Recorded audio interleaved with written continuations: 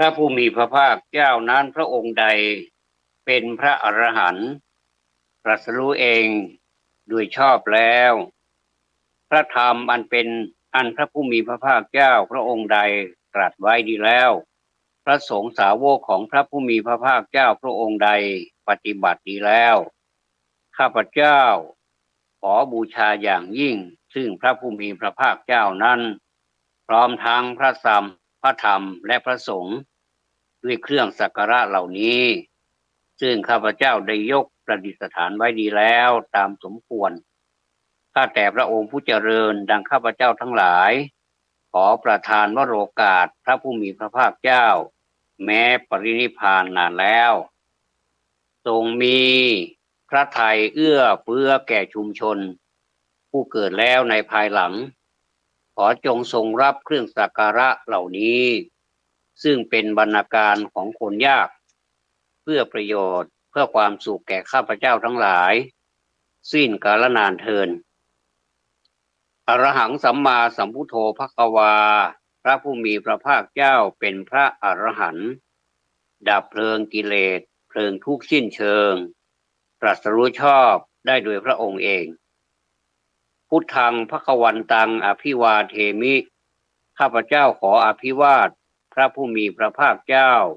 ผู้ตื่นผู้รู้ผู้เบิกบานสวากขาโตภควตาธัมโมพระธรรมอันพระผู้มีพระภาคเจ้าตรัสไว้ดีแล้วธัมมังนัมมัสสามิข้าพเจ้าขอนมัสการพระธรรมสุปฏิปันโนภควโตสาวกสังโฆพระสงฆ์สาวกของพระผู้มีพระภาคเจ้าปฏิบัติดีแล้วสังฆังนามามิข้าพเจ้าขอนอบน้อมพระสงฆ์สวัสดีครับกัลยาณมิตรทุกท่านท่านที่สังเกตคำแปลธรรมวัดเช้าคำบูชาพระรัตนตรัยคำนมัสการพระรัตนตรัยคงจะเห็นอะไรที่มีความแตกต่างกันนะครับเช่นคำว่าทุกขตะปันนาการภูเตปฏิกันหาตุนะครับขอจงทรงรับเครื่องสักการะเหล่านี้ซึ่งเป็นบรรณาการของคนยากบางที่ก็จะเติมคำว่าคนยากจนซึ่งเป็นเรื่องของความถูกหรือผิดไม่ทราบแต่ว่าปานาการภูเตปฏิคันหาตุทุกขตะแปลว่าคนยากเรื่องนี้เคยไปอบรมที่วัดวายุรวงศาวาสธนบุรีกรุงเทพมหานครท่านผู้เป็นผู้บรรยายก็ได้ตอบว่าสามารถแปลได้ทั้งสองอย่างก็คือคนยากจนก็ได้คนยากก็ได้แต่ถ้าทำไปตามตัวทุกขตะแปลว่าคนยากอันนี้มีพิมพ์หลายๆที่นะครับแล้วก็เป็นภาษาบาลีก็ใช้คำว่าทุกขตะแปลว่าคนยากอันคนยากจนนั้นไม่ทราบว่าเติมให้หรือเปล่าอันนี้ก็เป็นที่เป็นข้อสังเกตในการศึกษานะครับความถูกหรือว่าความถูกต้องที่สุดนะครับแล้วก็อรหังสัมมาสัมพุทโธภควาอีกนะครับพระผู้มีพระภาคเจ้าเป็นพระอรหันต์ดับเพลิงกิเลสเพลิงทุกข์สิ้นเชิงเนี่ยตรัสรู้ชอบได้โดยพระองค์เองอันนี้ต่อมาเนี่ยนะครับก็คือเป็นข้อแตกต่างพุทธังภควันตังอภิวาเทมิข้าพเจ้าขออภิวาทพระผู้มีพระภาคเจ้า ผู้ตื่นผู้รู้ผู้เบิกบานอันนี้ที่ตามหลักแล้วตามตัวหนังสือที่เขาเขียนจะบอกว่าผู้รู้นะครับผู้รู้ผู้ตื่นผู้เบิกบานแต่ทีนี้ตามคติของท่านพระเดชพระคุณท่านเจ้าคุณ พระพรหมบัณฑิตครับพระอาจารย์ของผมเองนะครับวัดวายุรวงศาวาสกรุงเทพมหานครนี่นะครับท่าน เทศนาไว้กันหนึ่งแล้วก็ท่านก็ยืนยันว่าตามหลักแล้วน่าจะเป็นผู้ตื่นก่อนผู้ตื่นก่อนเป็นผู้ตื่นก่อนเมื่อตื่นแล้วก็จะเป็นผู้รู้อะไรก็ตามถ้าเรายังหลับอยู่เนี่ยหลับนะครับเขาเรียกว่าท่านเรียกว่ากิเลสนิทราก็คือยังหลับอยู่ในกิเลสเนี่ยจะเป็นผู้ตื่นไม่ได้จะเป็นผู้รู้ไม่ได้จะต้องตื่นจาก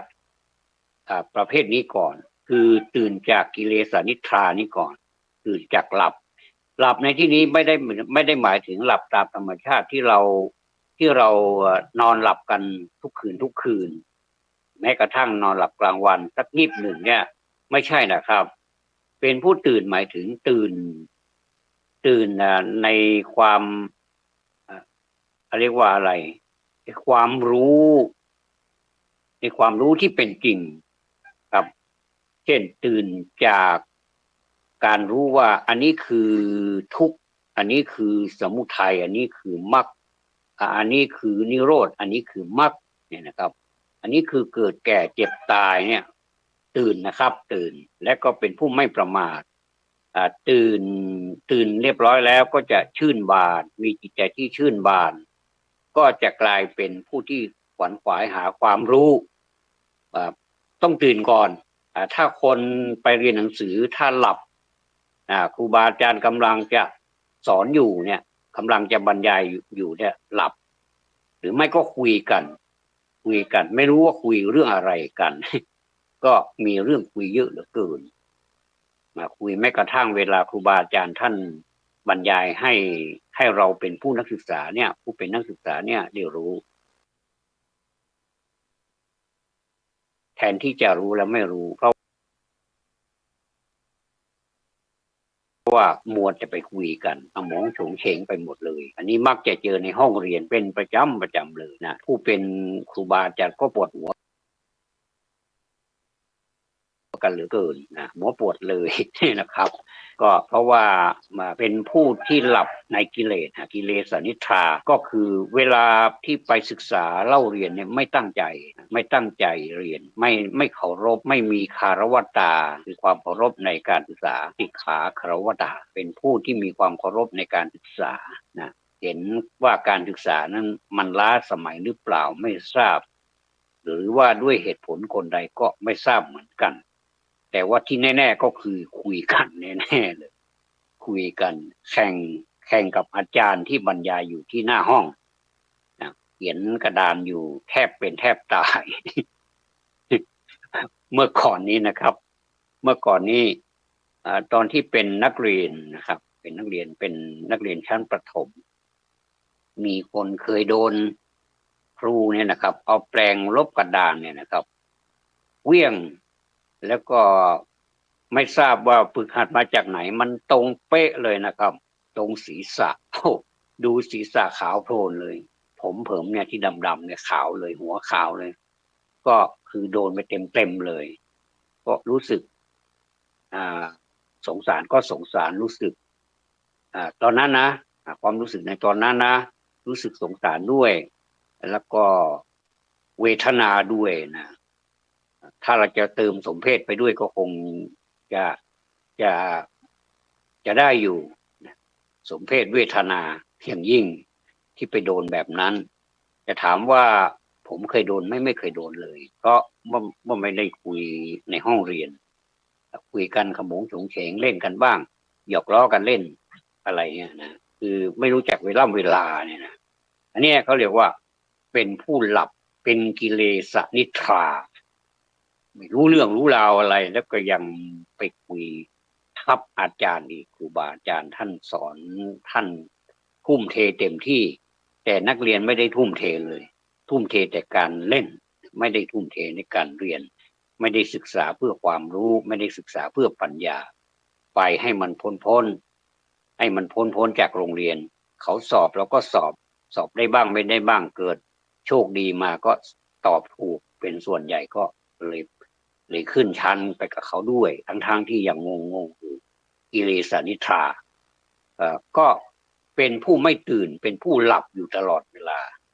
หรือแม้กระทั่งในยามที่ พระท่านกำลังจะเทศนาอยู่เนี่ยนะ เทศนาอันนี้ก็ได้วิชามาจากวัดประยุรวงศาวาสเหมือนกันว่าคำว่าเทศนาจะต้องใช้คำว่าเทศนาแต่ถ้าเป็น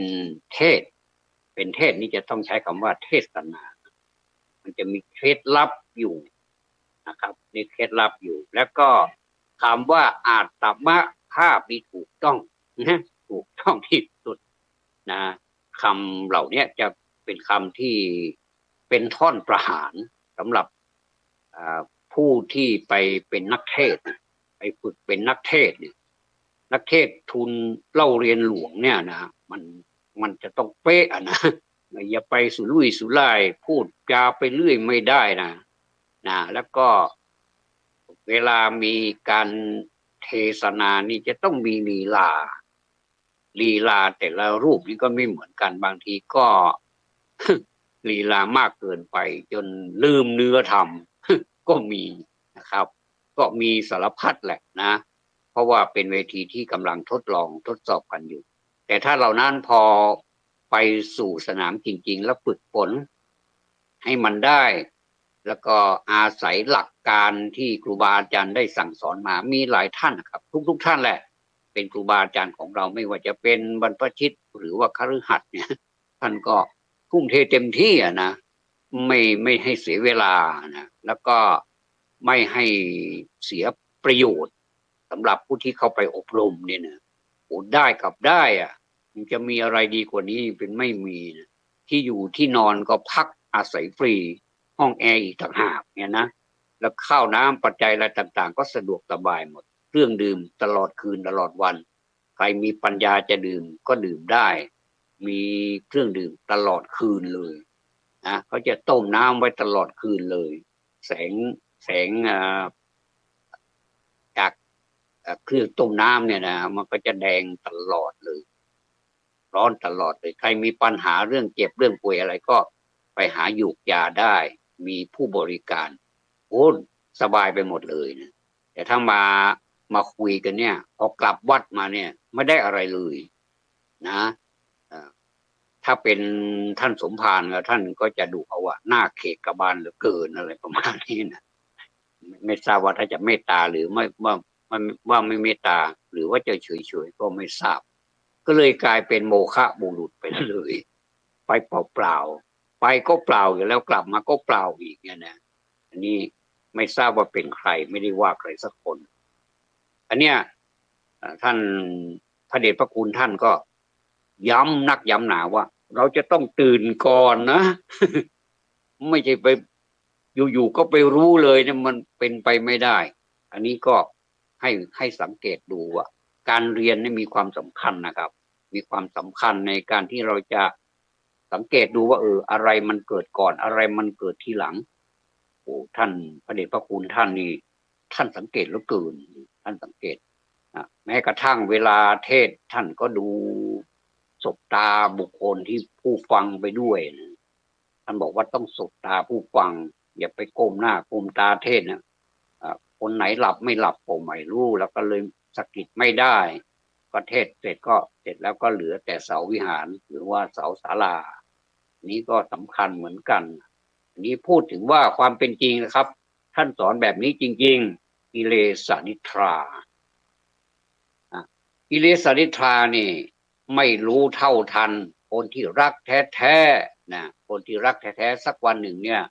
อาจจะเป็นไม้เบื่อไม้เมากันก็ได้อันนี้พูดเร็วไม่ได้ไม้เบื่อไม้เมาก็ไม่รู้เอาโมโหโทโสที่ไหนมาเมื่อก่อนนี้ก่อนที่จะแต่งงานก่อนที่จะจีบกันเนี่ยนะโอ้จะทำยังไงดีวะเนี่ยนะจะให้สาวรักสาวเจ้าก็โอ้เล่นตัวเหลือเกินก็สมควรแล้วล่ะกุลสตรีต้องมีการเล่นตัวบ้างกุหลาบถ้ามันไร้หนามก็ไม่ใช่กุหลาบแล้วนะมันก็ต้องตำมือบ้างเลือดออกบ้างธรรมดานั่นนะครับไม่ใช่ว่าโอ้กุหลาบนี่ไปลิดไปตัดหนามออกหมดเลยนี่มันก็ไม่ใช่กุหลาบแล้วเป็นกุหลาบเหมือนกันแต่ว่ากุหลาบไม่มีหนามหรือว่าเป็นกุหลาบพลาสติกดมก็ไม่หอมอะไรประมาณนี้อันนี้เป็นต้องเป็นกุหลาบจริงๆแล้วก็มีหนามด้วย แล้วก็สวยด้วยหอมอีกต่างหากด้วยคำว่าสวยนี่ไม่ต้องเท่าไหร่หรอกนะแต่ว่ากิริยามารยาทหรือว่าอะไรที่มันเป็นองค์ประกอบในการที่เป็นกุลสตรีเนี่ยสำคัญกว่าการพูดจาความประพฤติปฏิบัติความเป็นกุลสตรีสมัยก่อนนี่ถือกันมากเลยคนไหนที่ไม่มีความเป็นกุลสตรีนี่ผู้ชายนี่จะมองไว้เลยบอกว่าโอ้อย่างเงี้ยถ้าสมมุติเราเป็นลูกเป็นแม่ของลูกเราเนี่ยคงจะไม่ไหวแน่ๆเขาก็จะประเมินเลยเมื่อประเมินแล้วในที่สุดคนที่เป็นอย่างที่เขามองนะก็อาจจะขึ้นคานหรือว่าไม่ได้มีคู่เลยในชาตินี้ก็ได้ อันนี้สาเหตุหนึ่งนะแต่ก็อีกสาเหตุหนึ่งบางทีจะอธิษฐานมาก็ได้ไม่แน่นะอธิษฐานมาก็ได้ว่าเกิดชาติหน้าฉันใดหรือว่าชาติไหนนี่ขออย่าได้ให้เจอผู้ชายเลยถึงเจอก็ขอให้เฉยเถอะเกิดมาชาตินี้ก็เลยเฉยไปจีบก็ไม่สำเร็จสักทีเลยก็กลายเป็นคนที่ไม่มีคู่ในความคิดส่วนตัวผมใช่ไหมผมก็เห็นว่าก็ดีนะผมว่าการมีคู่นี่มันลำบากนะถ้าหากว่าไปด้วยกันได้สามีภรรยาเป็นกัลยาณมิตรกันเนี่ยมันก็ไปได้นะแต่ว่าถ้ามันไปไม่ได้นี่ผมว่าก็ควรจะทำอะไรสักอย่างหนึ่งที่ให้มันเป็นไปได้ให้มันไปได้มีหลายคนนะที่แบบทัศนคติไม่ตรงกันคำนี้เนี่ยตอนที่จีบนี่ทำไมไม่พูดเลยพอเป็นสามีภรรยากันจริงๆแล้วทำไมขยันพูดกันจังเลยไม่รู้ว่าเป็นอะไรเป็นโรคติดต่อหรือเปล่าขยันพูดกันจังเลยนะยังไม่พอนะพูดกัน2 ต่อ 2ยังไม่พอนะไปออกโซเชียลอีกนะเป็นเฟซบุ๊กเป็นไลน์อะไรโหด่ากันสะบั้นหันแหลกสนุกมือไปเลยสนุกปากไปเลยอย่างเนี้ยที่บางทีมันก็ไม่ค่อยดีนะคือความหวังดีนะ จริงๆเพราะว่าเราต้องคิดนะหัวอกเขาหัวอกเราบ้างนะว่าเราโดนว่าอย่างนี้เราจะรู้สึกอย่างไรนะเราสัมผัสเราได้ยินคำนี้แล้วเราดีใจไหมช่างดูถ้าเราสมมุติว่าเราคุยกับกระจกก็ได้แล้วก็ด่าเอาช็อตเนี่ยจะสนุกไหมเนี่ยหน้าคงจะเศร้าหมองนะขนาดนี้ส่องในกระจกดูผู้กรณีนะสมมุตินะมันก็มีความทุกข์เสียแล้วถ้าไปเจอของจริงแล้วจะเท่าไหร่กันนะจะมากกว่านี้เท่าไหร่เนี่ยคิดดูก็แล้วกันทะเลถลายไปดุนกิเลสนิทรา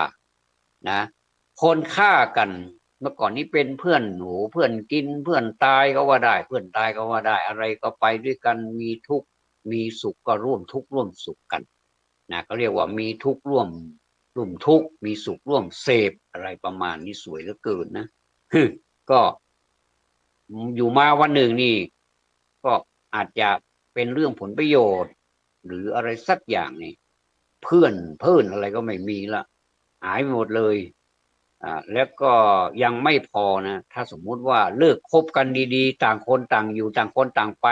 ไม่ต้องเจอกันอีกเลยนี่มันก็ดีไปอย่างนะท่านผู้ฟังแต่ว่ามันยังเจอกันอยู่ในที่สุดก็หมั่นไส้ต่างคนก็ทั้งต่างใช้กำลังเก็บก็เลยประมาณนี้แล้วมันก็เก็บจริงๆเก็บอะไรหรือก็เก็บชีวิตกันต่างคนก็ฆ่ากันเสร็จแล้วคนที่เป็นมือฆ่านะก็กลัวความผิดก็เลยฆ่าตัวเองตายตามไปด้วยมันจะมีประโยชน์อะไรการฆ่าผู้อื่นด้วยฆ่าตัวเองด้วยเนี่ยมันก็มีโทษมหันต์อยู่แล้วถ้าฆ่าโดยเจตนาเนี่ยบางทีก็ถึงกับประหารชีวิตเลยก็มีนะก็มีหรือไม่ก็จำคุกตลอดชีวิตหรือว่าโดนโทษหนักๆก็มีและจะมีความสุขหรือถ้าอย่างนั้นผมว่าห่างกันไปดีกว่าไม่ต้องแม้กระทั่งการติดต่ออะไรกันก็ไม่ต้องติดต่อมีเบอร์โทรศัพท์หรือเสิร์ฟอะไรไลน์เลยลบออกให้หมดเลยทำไมถึงว่าอย่างนั้นก็เพราะว่าเราจะได้เบาใจต่างคนก็ต่างอยู่ต่างคนก็ต่างนั่นจะไม่มีเวรมีภัยตกกันในกันนั่นไงครับนี่กิเลสนิทราคนที่รักกัน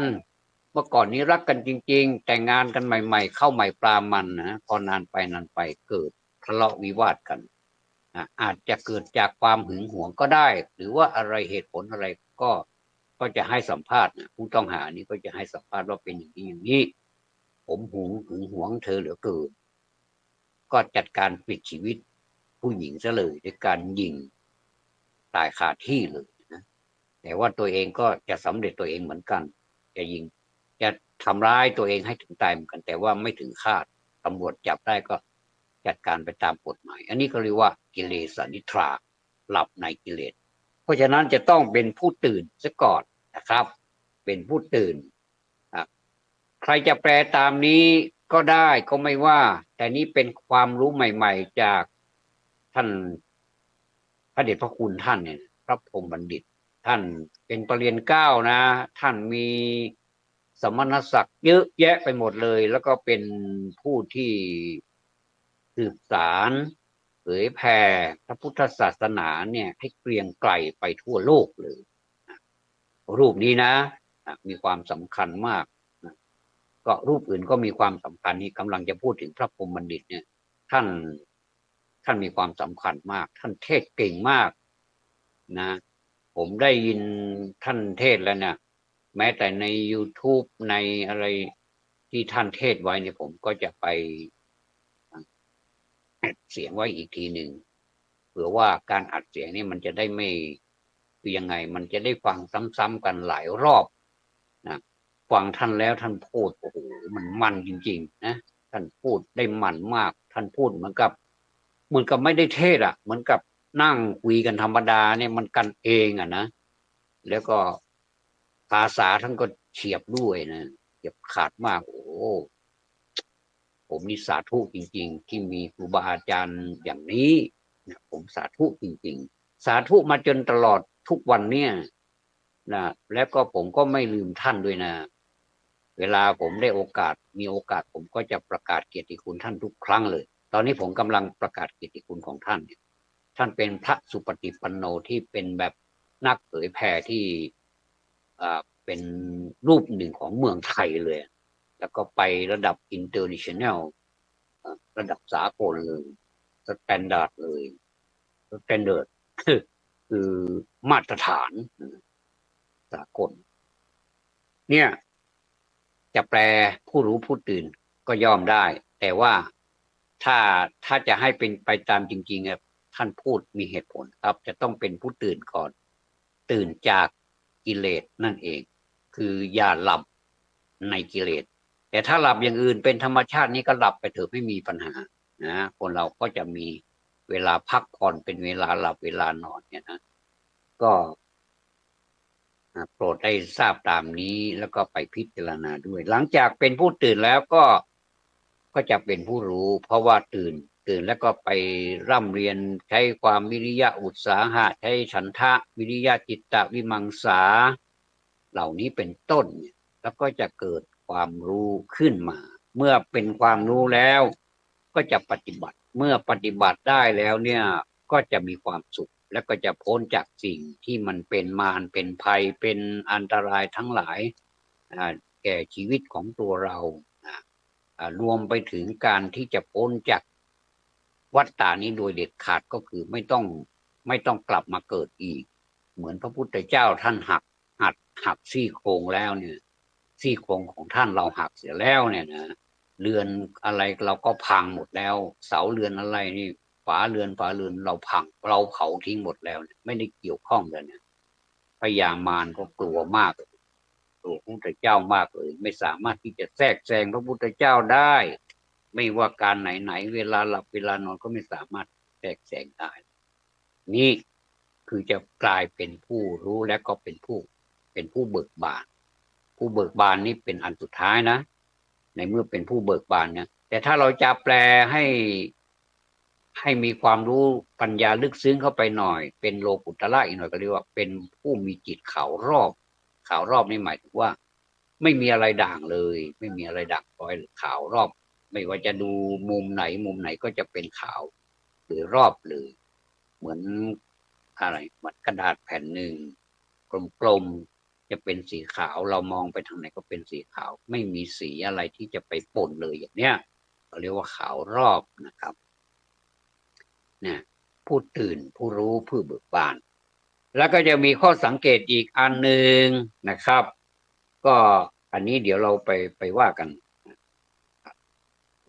ต่อมาสวากขาโตภควตาธัมโมพระธรรมอันพระผู้มีพระภาคเจ้าตรัสไว้ดีแล้วข้าพเจ้าขอนมัสการพระธรรมก็สุปฏิปันโนภควโตสาวกสังโฆพระสงฆ์สาวกของพระผู้มีพระภาคเจ้าปฏิบัติดีแล้วสังฆังนัมมามิข้าพเจ้าขอน้อมน้อมพระสงฆ์เราผมขออนุญาตเฉพาะท่อนนี้นะครับพุทธังภควันตังอภิวาเทมิข้าพเจ้าขออภิวาทแล้วก็ธัมมังนัมมัสสามิข้าพเจ้าขอนมัสการแล้วก็สังฆังนัมมามิข้าพเจ้าขอน้อมน้อมพระสงฆ์ท่านว่ามีความแตกต่างกันตรงไหนครับมีความแตกต่างกัน3ท่อนนี้มีความแตกต่างกันอย่างแน่นอนนะครับก็เลยพูดต่อไปเลยว่าอภิวาเทมินี่ใช้กับพระพุทธเจ้าเพราะว่าบาลีปรากฏอย่างนั้นก็ต้องแปลอภิวาทจะแปลเป็นอย่างอื่นไม่ได้พูดทางพระวันตังอภิวาเทมิข้าพเจ้าขอนมัสการพระผู้มีพระภาคเจ้านี้ไม่ได้เพราะว่ามันจะต้องลงด้วยคำว่านมัสสามิถึงจะเป็นนมัสการได้เพราะฉะนั้นนี่คำที่เรากล่าวทุกวันนี้อรหังสัมมาสวากขาโตสุปฏิปันโนนี่มีความแตกต่างกันครับอันนี้อันแรกประการแรกก็คือแตกต่างที่อภิวาเทมินี่หมายถึงอภิวาทนะครับ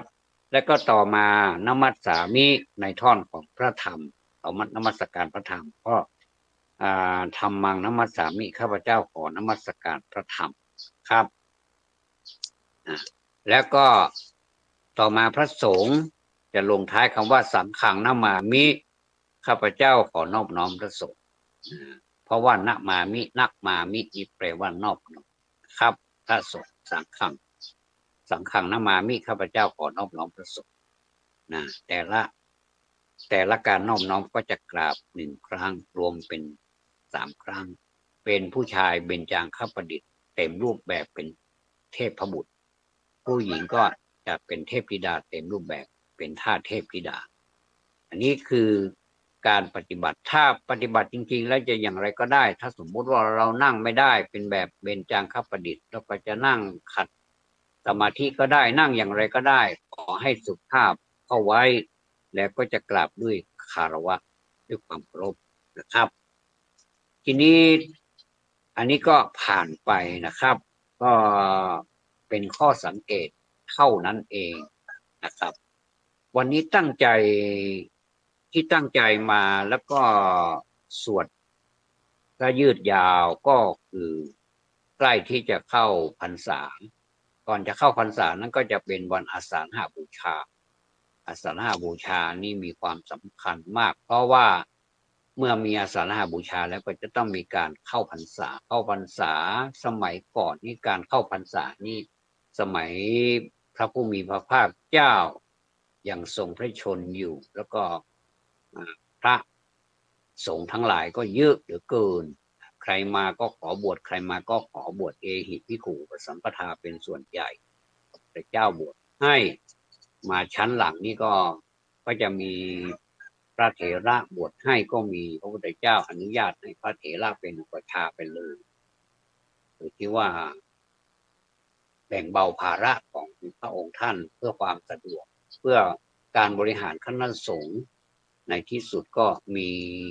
ทั้งพระพุทธเจ้าบวชให้เองด้วยนะทรงเปล่งคำเอหิภิกขุอุปสัมปทาแล้วก็ท่านจงเป็นภิกษุมาเถิดอะไรเนี่ยนะครับแล้วก็ถ้าเป็นพระเถระก็จะบวชเป็นอุปชฌาย์ไปเลยมาในปัจจุบันนี้ก็จะเป็นการคณะสงฆ์นะครับคณะสงฆ์ทั้งมวลเนี่ยนะครับเป็นพยานแล้วก็มีการสวดยัดแล้วก็มีนอกจากมีพระอุปชฌาย์แล้วก็จะเป็นพระกรรมวัจจาจารย์แล้วก็อนุสาวนาจารย์เป็นผู้สวดคู่ถามว่าเป็นมนุษย์จริงหรือเปล่า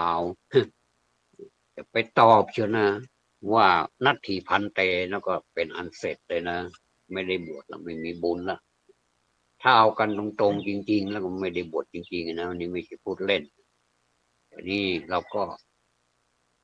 อืมก็ต้องเรียกว่าก่อนที่จะไปบวชเนี่ยจะต้องท่องให้ขึ้นใจนะต้องให้ท่องให้ขึ้นใจพระบางรูปนี่โอ้ท่านบวชมานานแล้วก็พอดีหมดบุญผ้าเหลืองทำยังไงได้ก็ต้องลาสิกขาไปแต่ท่านจำได้นะเอสาหังพันเตสุจิระปารินิบทท่านท่องได้หมดเลยกลับไปบวชอีกก็ไม่ต้องได้สอนอะไรกันมากเพียงไปซ้อมนิดๆหน่อยๆก็โอเคแล้วเนี่ยก็สมัยพระพุทธเจ้านะท่านก็ลำบากนะลำบากด้วยการที่มีที่อยู่ที่อาศัยอะไรเนี่ยจำกัดแล้วก็ความเจริญอะไรก็ไม่ค่อยมีนะพระพุทธเจ้าก็เลยอนุญาตให้ไปอยู่ตามถ้ำบ้างตามโคนต้นไม้บ้างก็เลยกลายเป็นที่มาของคำว่าอยู่โคนไม้อยู่ในถ้ำอยู่ตามป่าตามเขาเนี่ยนะในถ้ำในอะไรที่พอจะอยู่ได้ก็อยู่กันไปเนี่ยพอโลกมันเจริญแล้วเนี่ยนะมีผู้มีจิตศรัทธามาสร้างกุฏิให้กุฏินี่จะแปลตามศัพท์ก็กุฏิแปลว่ากระท่อมนะแปลว่ากระท่อมนะไม่ใช่ไม่ใช่เป็นเรือนใหญ่โตมโหฬารมีห้องเป็นห้องเป็นห้องไม่ใช่นะเราจะเป็นกระต๊อบนี่แหละเรียกว่ากระต๊อบเลยดีกว่าหรือว่ากระท่อมเลยนะเป็นกระท่อมกระท่อมเป็นกระท่อมไปเมื่อก่อนนี้วิหารนี่เป็นที่อยู่นะวิหาราแปลว่าที่อยู่ก็สร้างวิหารให้อยู่บรรจุได้เยอะหน่อยคนก็พระภิกษุก็อยู่กันได้เยอะหน่อยต่อมาก็ยังมีวิวัฒนาการมีผู้มีจิตศรัทธาก็สร้างให้ก็เลยกลายมาจนถึงปัจจุบันนี้ก็มีที่อยู่เป็นหลักแหล่งไม่ต้องไปอยู่ตามถ้ำตามโคนไม้อะไรแล้วแต่ว่ามันก็ยังมีอยู่นะข้อวัดปฏิบัติเวลาสอนผู้บวชก็จะว่าไปตามนี้ให้อยู่ตามอะไรฉันยาดองด้วยน้ำมูดเน่าหนึ่งตอนนี้ใครจะทำบ้างนี่ผมไม่รู้นะก็มันมียาอะไรที่มันดีกว่ามันสะดวกกว่าก็เลยไม่ต้องฉันยาที่ดองด้วยน้ำมูดเน่าแล้วอะไรอยู่โคนต้นไม้เป็นวัดอย่างเงี้ยนะก็ไม่ค่อยมีแล้วนะก็จะเป็นกุฏิอะไรที่มีความมั่นคงแข็งแรงอันนี้ก็แล้วแต่ศรัทธาญาติโยมจะสร้างให้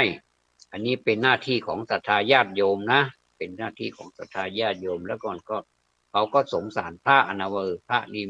ไม่ใช่เป็นคนธรรมดาอุตส่าห์โกนศีรษะโลนเลยไม่มีผมสักเส้นเลยแล้วก็ยังไม่พอแถมโกนคิ้วอีกต่างหากก็เลยไปบวชก็เป็นผู้ที่เสียสละอย่างมากแล้วล่ะก็อำนวยความสะดวกให้ท่านก็เลยทำเป็นที่อยู่ให้ท่านสะดวกสบายในการที่หลบฝนหลบแดดอะไรนี่ก็ทำให้ท่านสบายแล้วก็จะมีเวลาที่จะประพฤติปฏิบัติพรหมจรรย์ให้มากยิ่งขึ้นสิ่งเหล่านี้ก็บางทีก็เป็นดาบสองคมเหมือนกันนะบางทีถ้าได้รับการสะดวกสบายเกินไปไม่เหมือนครั้งพุทธกาลเอามาเปรียบเทียบกันเนี่ยมันจะทำให้เรากลายเป็นกิเลสนิทราไปได้เหมือนกันก็ระวังก็แล้วกันเพราะว่าอะไรก็ตามเนี่ยเมื่อมันมีคุณอนันต์มันก็ต้องมีโทษมหันต์อยู่ในตัวอยู่แล้วอันนี้พระท่านรู้นะครับท่านได้ศึกษาปริยัติท่านปฏิบัติท่านเป็นสงฆ์ท่านพูดเป็นผู้ศึกษาเพราะว่าตามนี้สุปฏิปันโนภควโตสาวกสังโฆนี่ก็แปลว่าพระสงฆ์สาวกของพระผู้มีพระภาคเจ้าปฏิบัติอยู่แล้วนี่ผมมักจะเอามาเป็นตัวเพื่อให้มันทราบถึงรากศัพท์ของมันว่าคำว่าสาวกเนี่ยนะ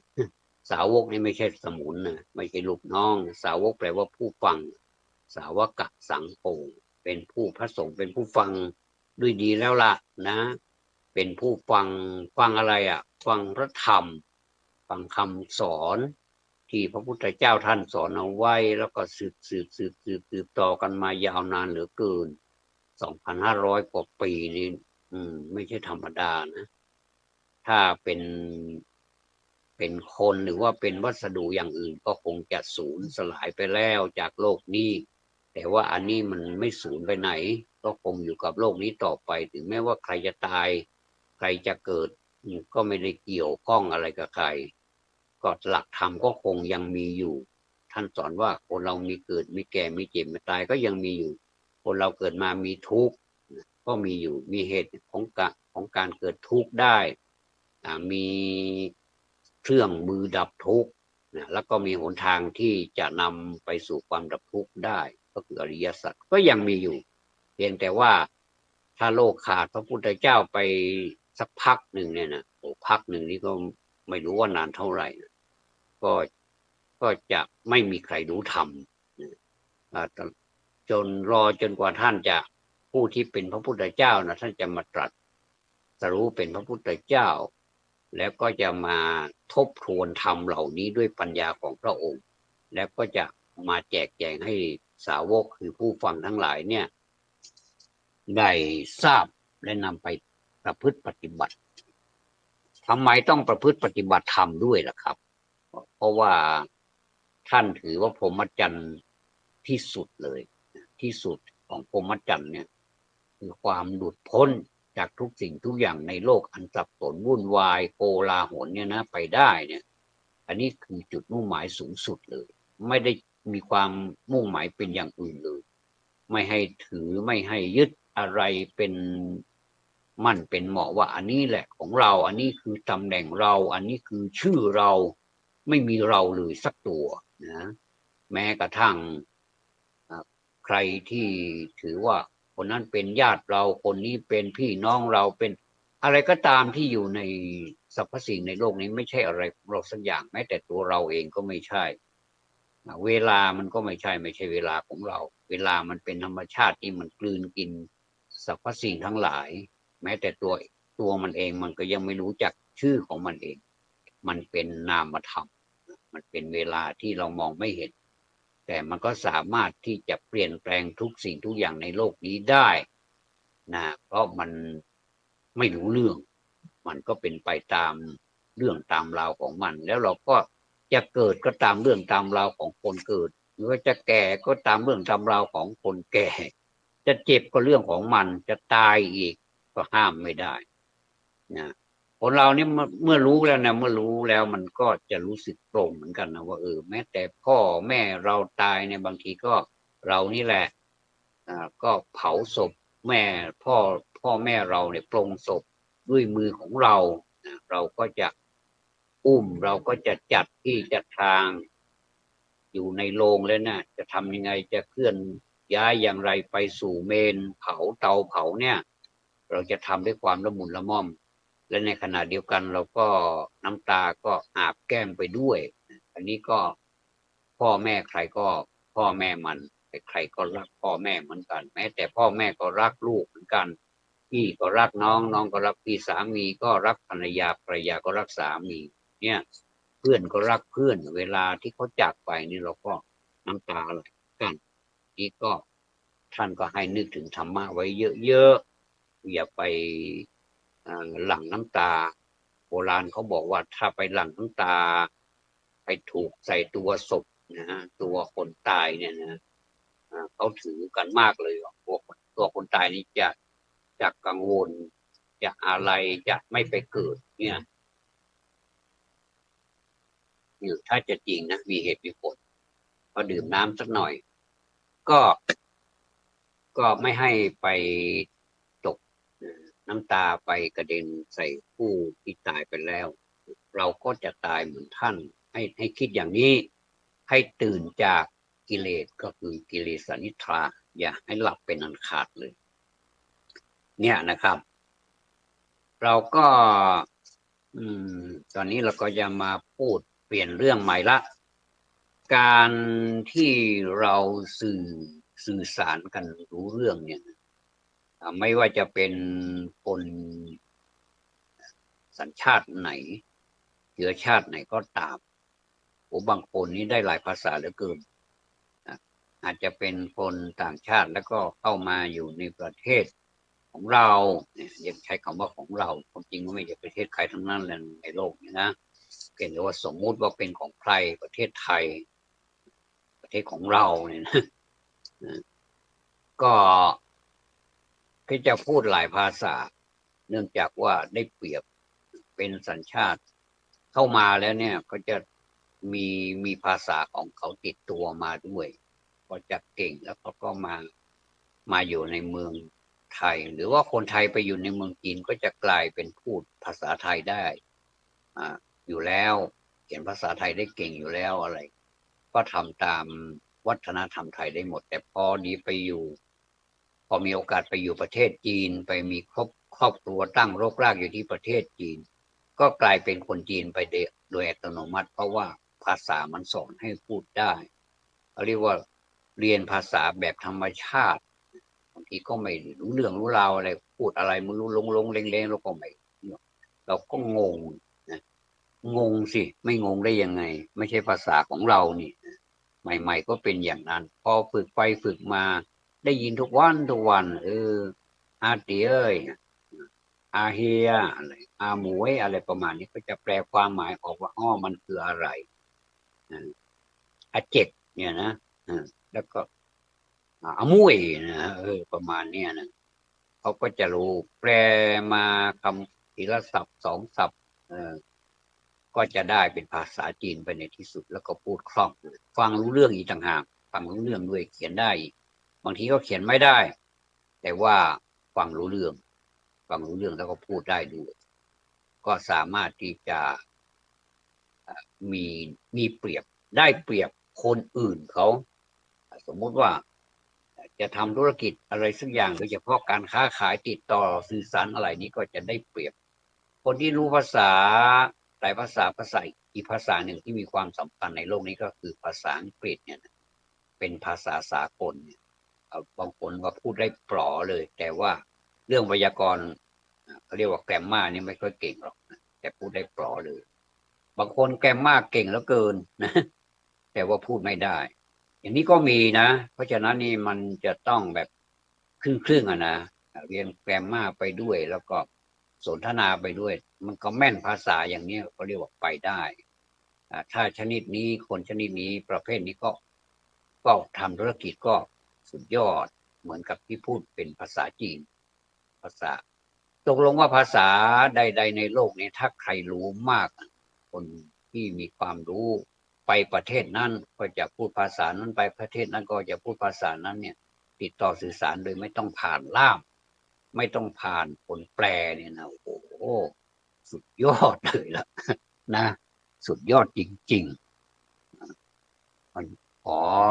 คารวะเลยนะขอคารวะความเคารพจริงๆก็มีอยู่หลายท่านเหมือนกันนะประเทศไทยของเรานี่ก็เป็นคนไทยก็สามารถที่จะพูด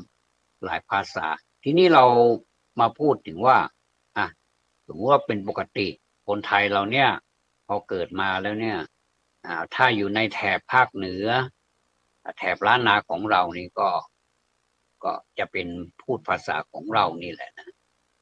ขออภัยนะอิงฮาบาไออะไรประมาณเนี้ยนะอีปี้ไอ้น้องอีพ่ออีแม่อุ้ยพ่ออุ้ยแม่อุ้ยอันนี้เป็นภาษาเหนือภาษาล้านนาทุกคนก็จะซึมซับเวลาได้ยินผู้ใหญ่พูดเขาก็จะพูดตามแล้วก็จะได้ยินไปเหมือนกับเราเรียนภาษาอังกฤษโดยธรรมชาติเรียนภาษาจีนโดยธรรมชาติอันนี้เขาเรียกว่าเป็นวิธีธรรมชาติเขาจะฟังงงๆนั่นแหละพูดอะไรกันวะเนี่ยแล้วก็จะงงๆยังไม่รู้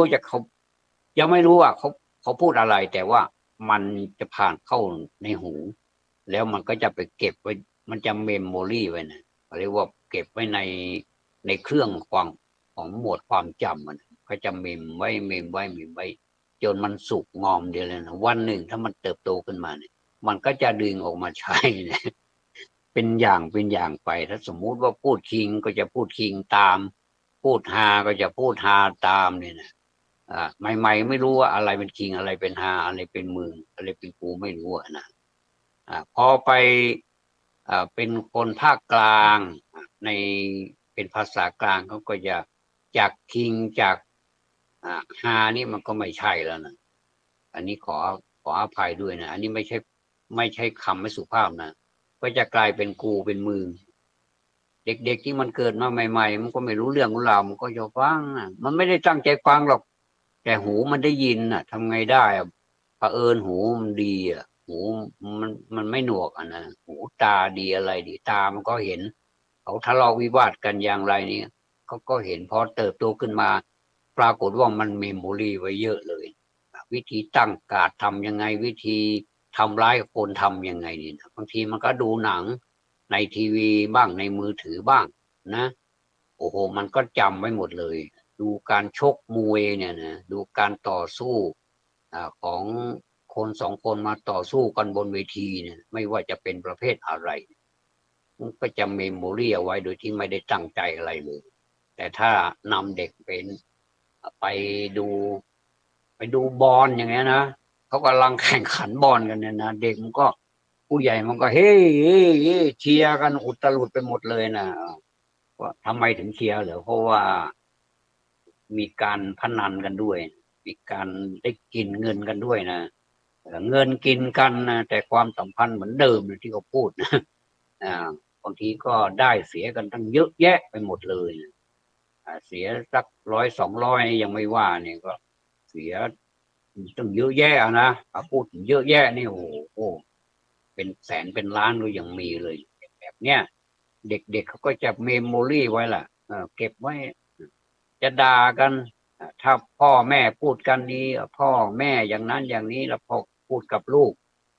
แล้วก็คะขาอะไรประมาณนี้จ๋าครับผมหรือว่าจ้าอะไรประมาณนี้ก็เด็กก็จะเก็บไว้เมมโมรี่เอาไว้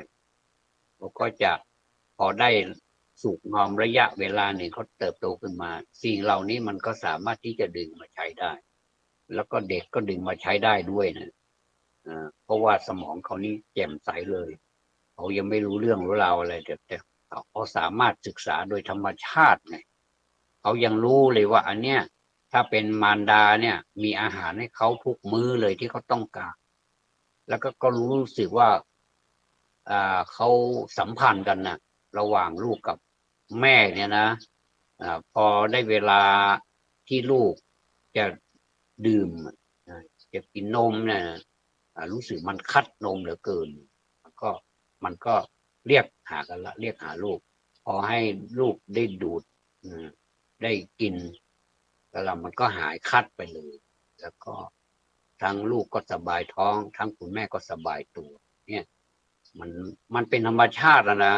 เพราะฉะนั้นนี่ภาษาเนี่ยมันเป็นเรื่องของธรรมชาติแม้ความประพฤติอะไรต่างๆเนี่ยอย่าไปทำให้เขาได้เห็นได้รู้เชียวนะเพราะว่าสักวันหนึ่งเราจะเสียใจเพราะว่าไปเผลอไผลทำให้เด็กรู้เนี่ยโดยเฉพาะอย่างยิ่งคำไม่ดีต่างๆความประพฤติอะไรเนี่ยโอ้น่ากลัวจังเลยนะไม่ใช่ว่าเรื่องธรรมดาอันนี้พูดจริงๆนะเนี่ย พูดกันจริงๆนะว่ามันเป็นอย่างนี้จริงๆเราสังเกตดูนะยิ่งเป็นโลกโซเชียลเนี่ยมันเจริญจริงๆนะเด็กเขาเล่นกันอุตลุดไปเลยนะแล้วก็บางทีก็ไม่มีเหตุไม่มีผลอะไรหรอกเพื่อความบันเทิงนะแต่ขอโทษทีเถอะความบันเทิงนั้นกลายเป็นนิสัยเป็นการสร้างนิสัยให้เขากลายเป็นคนที่อะไรเป็นคนที่ละลาบละล้วงหรือว่าอะไร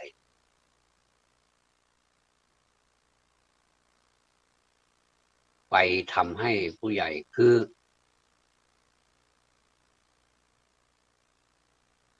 ไม่ได้รู้เหตุรู้ผลอะไรไม่ได้รู้ความหมายที่ซ้ำพอดีไปตรงกึ่งของผู้ใหญ่พอดีก็เลยโกรธเอาก่อนอื่นต้องโกรธตัวเองซะก่อนนะลูกพี่ไม่ใช่ไปโกรธเด็กนะเพราะว่าลูกพี่ไปฝังสมองเขาไว้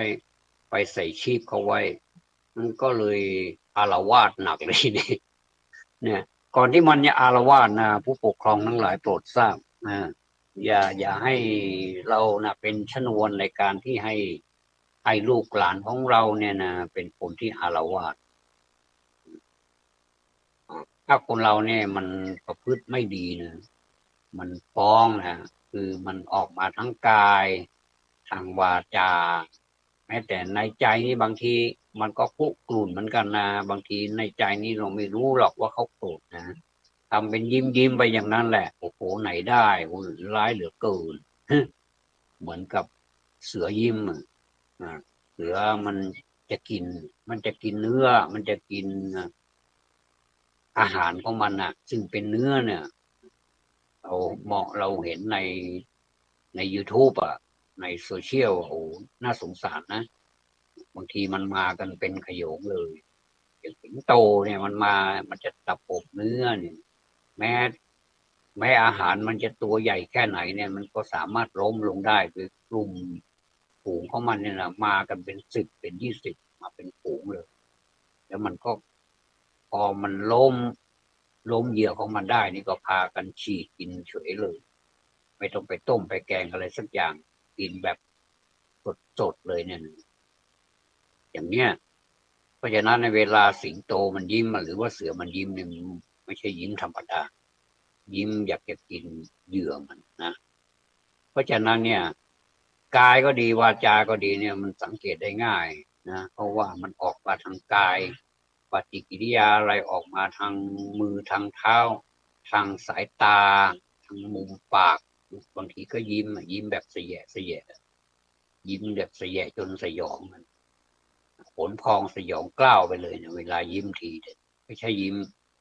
ไม่ใช่อะไรหรอกบางทีมันก็เป็นการยิ้มที่เย้ยหยันยิ้มเยาะเย้ยยิ้มถากถางวาจาอาจจะเป็นคำพูดที่ออกมาเป็นคำพูดที่ว่าตรงๆพอคนจับได้ก็บอกว่าเขาเป็นคนตรงอย่างนั้นแหละความจริงไม่ใช่หรอกผมว่ามันไม่ใช่มันตั้งใจจะถากถางคนอื่นไม่ใช่คนตรงคนตรงเขาไม่พูดคนตรงก็หมายถึงคนที่มีสัจจะแล้วก็รักษาวาจากิริยาของตนเองได้ด้วยไม่ใช่ไปถากถางคนอื่นเพื่อให้สะใจและให้คนอื่นที่เขา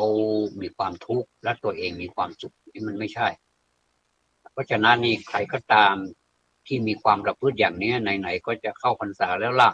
แล้วเราก็แก่ตัวไปเรื่อยๆอย่าให้มนุษย์ชังเลยนอกจากมนุษย์ชังแล้วก็เทวดาก็ชังอีกต่างหากแม้แต่สัตว์เดรัจฉานมันก็รู้ว่าเจ้าของรักมันจริงหรือเปล่าบางทีก็ตีมันบ้างด่ามันบ้างนี่มันรู้นะสัตว์เดรัจฉานขนาดเดรัจฉานมันยังรู้นะนับภาษาอะไรกับคนเราเนี่ยนะโอ้มันรู้เพราะฉะนั้นเนี่ยต่างคนก็ต่างรู้เหมือนกันหมดแล้วล่ะเราพูดเราเคี่ยนเราตีเราทำอะไรทำร้ายเขาอะไรเขาเนี่ยนะเขาก็สามารถที่จะเกลียดแค้นเราได้เหมือนกันอย่าไปคิดนะว่าเขาทำอะไรเราไม่ได้เหมือนกับมี YouTube มีคลิปหนึ่งนะไปตีช้างนะไม่คิดว่าคงจะไม่ตีเฉยๆนะคงจะเป็นเหล็กอะไรสักอย่างที่มันแหลมๆมันเห็นไม่ใหญ่เท่าไหร่หรอกคงจะไปทิ่มไปทำงวงมันบ้างททำเท้ามันบ้างอะไรเนี่ยนะช้างมันก็พอไปกระทบทางด้านซ้ายมันก็ไปตามด้านซ้ายมันก็ไปซ้ายหันซ้ายหันขวาเอาทางด้านขวามันก็มาหันขวาทีนี้มันคงจะโกรธนะมันคงจะเจ็บคงจะเจ็บใจไว้นานแล้วล่ะคงจะทำเขาแบบสนุกมือนะนึกว่าช้างมันทำอะไรไม่ได้มันไหนได้มันก็เล่นกระทืบซะเลยนะแล้วมันก็ใช้งวงของมันนี่ดึงคอมันขึ้นมาแล้วก็คิดว่าคอหักนะจนตัวนี่พับเป็นเหมือนกระดาษเลยเราก็มองแล้วก็สงสารก็สงสารทำไงได้จะเข้าไปช่วยก็ไม่ได้มันอยู่ในโทรศัพท์จะบ้าเลิกอะไรเนี่ยก็คิดว่าน่าจะตายนะคิดว่าน่าจะตายแล้วอีกควานช้างอีกคนหนึ่งก็วิ่งเข้ามาก็จบคลิปนี้อันนี้ก็สอนให้รู้ว่าอย่าไปทำเขาเนี่ยเขาเจ็บเหมือนกันวันนี้ก็ได้เรื่องราวมาตั้งแต่เริ่มจากการอะไรเขาเรียกว่านมัสการพระพุทธเจ้าพระธรรมพระสงฆ์ แล้วก็มาพูดถึงเรื่องคำแปลอะไรต่างๆให้พวกเราได้ฟังกัน ก็ถือว่ากัลยาณมิตรมาพูดให้กัลยาณมิตรได้ฟังกันผมก็มีความสุขท่านก็คงจะมีความสุขนะครับขอบพระคุณครับในการเอื้อเฟื้อเวลาขอธรรมะสวัสดีครับ